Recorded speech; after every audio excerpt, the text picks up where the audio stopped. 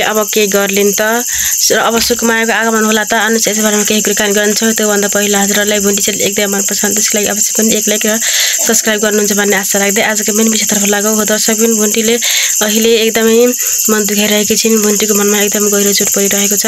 तर अहिले भुन्टीले गरेको यति माया चोखो मायाको अगाडि भूपेन्द्रको त्यो घमण्ड केही काम लागेन। अहिले भने भुन्टीलाई नै गलत साबित गराएर भुन्टीलाई नै अहिले एक्लो पारिरहेका छन्।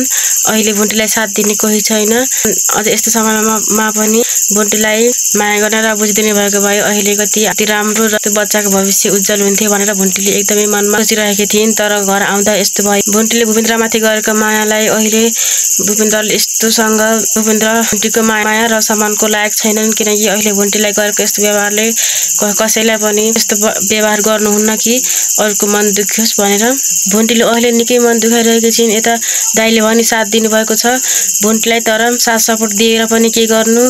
भूपेन्द्र नै जान्ने ठुलो भएपछि कसैको कुरा नसुनेपछि अब के भुन्टी र भूपेन्द्रको डिभोर्स हुनु हुँदैन भने जतिले कमेन्टमा भुन्टीले नबोलेर भन्दै म यहाँ बिदा हुन्छु। हस्, धन्यवाद।